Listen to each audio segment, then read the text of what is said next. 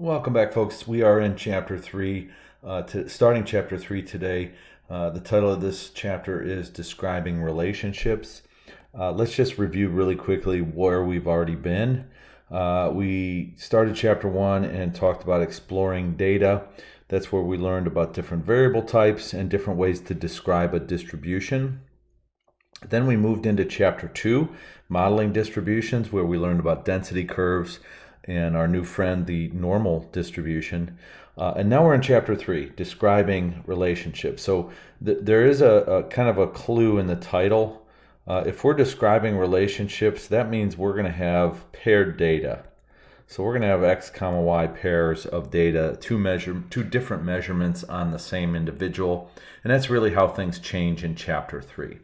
But we're still going to build on what we've done before and use some similar approaches. We're going to plot the data and add numerical summaries. We're going to look for overall patterns and departures from those patterns. And we are going to, when there is a regular overall pattern, we're going to use a simplified model to describe it. And without giving away too much information here, the simplified model, we're going to be looking at something called linear regression, and specifically a least squares regression line. You've heard it referred to before as a line of best fit. So that's just a little bit about where we're going. Now let's go ahead and jump into section 3.1, scatter plots and correlation. Scatter plots is a new type of plot for us that we'll be looking at a lot in this section. And then correlation is a vocabulary term that describes the relationship that we might see in the scatter plot. I don't want to give away too much before we get started. So let's jump right into a definition. A response variable measures an outcome of a study. An explanatory variable may help explain or predict changes in a response variable. Folks, again, as with every vocabulary term we add in this course, we're going to be using these two terms a lot for the rest of the year, so it's important that they become part of your language in this course. A couple quick notes here. Don't use independent variable and dependent variable. I know you're going to be tempted to do that because that's how you've heard about these things before. You've used the terms independent variable and dependent variable, and let me just kind of quickly show you what I mean there. You know, if we had a graph of x and y, and we plotted some points on there, we would, in the past, in another course, you may have called this your independent variable, and you may have called this your dependent variable, depending on the other one. But we're going to use the terms explanatory and response, and the reason for that primarily is because independent and dependent are going to show up again in our study of probability. And to avoid any confusion there, I want you to keep the terms explanatory variable and response variable separate. And then just another quick thing here. Sometimes there is no distinction between explanatory and response, but we can still investigate relationships between two variables. We can still see if there is a relationship between two things, even though one of them may not explain the other. Okay. In fact, it's worth noting here where the terms explanatory and response come from. Explanatory is the variable that we think may help explain the other one, and the response is because it's a response to that explanatory variable. All right, moving on here. Let's look at an example. Weight and height. Tim wants to know if there's a relationship between height and weight. Kelly wants to know if she can predict a student's weight from his or her height. Information about height is easier to obtain than information about weight. I mean, just speaking from personal experience here, I don't want to tell you how much I weigh. I mean, that's giving away too much personal information. Besides, it's a little embarrassing. It's a big number, right? So I don't want to tell you. But I'll tell you all day long, my height's 5'11", and I wish it was more. I mean, I really wish it was, but it's just 5'11", okay? All right, so now for each student, identify the explanatory and response variables if possible. So let's talk about Tim first. Because Tim wants to know if there's a relationship between height and weight, there is no specific explanatory or response variable. He's just looking for a relationship. But what Kelly's trying to do is different. Kelly's trying to predict a student's weight from his or her height. So she definitely has height as the explanatory variable, weight as the response, and that's because she's trying to predict weight as the response to height. Okay, let's now move into describing scatter plots. This is another big idea here in this section. And remember, the word describe in the past, the word describe there meant something to us when we were describing a distribution. Well, a scatter plot is just it's a distribution. It shows the entire distribution of measurements made on individuals in our sample. So it's the scatter plot is a plot that shows the relationship between two quantitative variables measured on the same individual. So a scatter plot still shows us a distribution, but it's for two different variables. And the values of one variable appear horizontal axis, values of the other variable appear on the vertical axis. I believe that you have seen a scatter plot before in a previous course, perhaps science, perhaps math. So I don't think this is necessarily going to be new to you. Each individual in the data appears as a point in the graph. And when we know that from describing distributions in the past, we talked about shape, center, spread, and outliers. And that's for single variable data.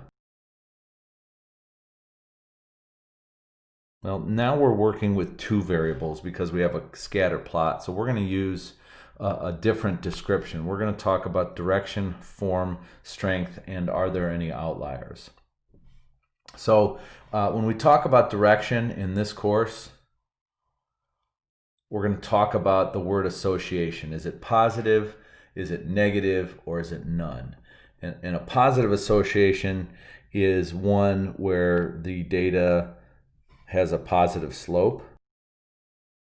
Negative association is one where the scatter plot shows a negative slope. And then none is just, it shows neither of those two. It's not, doesn't necessarily have a linear relation. And I use the term positive slope and negative slope here to describe this association. The more formal definition for association is shown in this box right here. And I'll just say that that's basically what the definition says. So let's just quickly look at positive association. So when above average values of one tend to accompany above average values of the other, and then below average values tend to occur together as well. So if I have a scatter plot that does something like this, so as values of this variable increase, so too do values of this variable. So above average, so if we call this kind of our average line, above average on the right gives us above average on top for the y-axis. So that's how those definitions work. I'm going to go ahead and erase this stuff right now because we don't necessarily need that there. But those, what's copied here is the textbook definition for association. It's okay if you go back to this just idea of positive association, the graph slopes up, negative association, the graph slopes down. All right, now let's talk about form. In this course, we're just going to talk about it's either linear or it's curved. That's it. So if the scatter plot shows a roughly linear relationship, we'll call it linear. If it's not, we're going to give it some type of a curved name. Strength. We're going to use these relative terms of weak, medium, and strong, and we'll look at examples of what that means here in a little bit. We're going to quantify this, though. And we're going to quantify this with a term, with a new vocabulary term in a little bit called correlation. Last but not least, we have to include outliers in our conversation of any description of a distribution. So we're going to ask, are there any observations that just don't fit the pattern? So if we said that we had a linear pattern, are there any observations that kind of don't fall on that same line of best fit?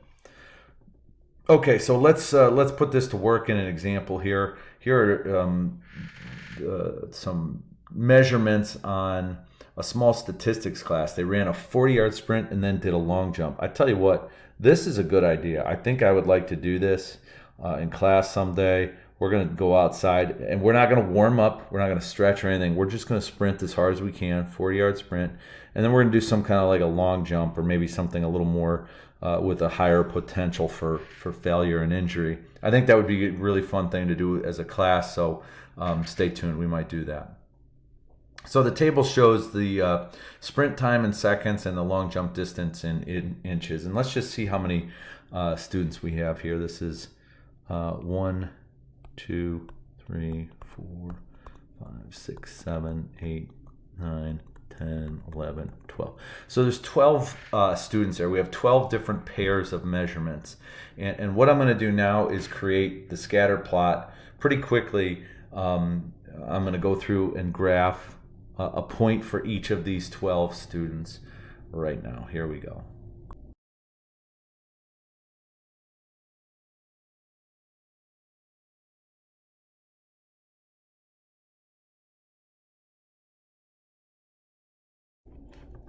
All right, there you have it, folks. There's a graph of this data. You'll notice that for each point I had to put an approximate location both in the horizontal axis and the y-axis, but that's pretty good representation of what this looks like. You're not going to have to create scatter plots by hand too often. Usually we'll be using software or our calculator for that. What we need to do now is answer the question, what does this reveal about the relationship between sprint time and long jump distances for students in the statistics class? And anytime you get a question like this, I hope you're thinking back to how do we describe the relationship, and I'm going to show you what I think is a pretty good description of this as follows. Students who took longer to run 40 yards have shorter jump lengths. That means they're typically they were slower, so they're not necessarily going to have as long of a long jump distance. So that we call that a negative association between sprint time and jump length. And why negative association? If I was to try and fit a line of best fit through that scatter plot, I would definitely say that has a negative slope. Okay, definitely sloping downhill. Larger values of the explanatory variable of sprint time are associated with shorter jump lengths. And then I would say it's a fairly strong linear pattern. Why do I say that? Because most of the points lie pretty close to that line of best fit, and I don't see any apparent outliers in there. And that's a complete and thorough description of the scatter plot. No need to say any more. One of the other things I want to say here is always describe direction and association in context. Don't just say the association is negative. So I want to show you how I did that in this previous example. I said students who took longer to run 40 yards have shorter jump lengths. That's describing the association in context, and that is something that the AP statistics exam readers will be looking for. Okay, folks, I'm going to shut this down, and then we're going to jump into page 2. Real quick, I want to notice this is no longer one of 2. This is one of 4. So there are 4 pages in the notes packet you received for this section. Okay, shutting this down and going to move to page 2 here shortly.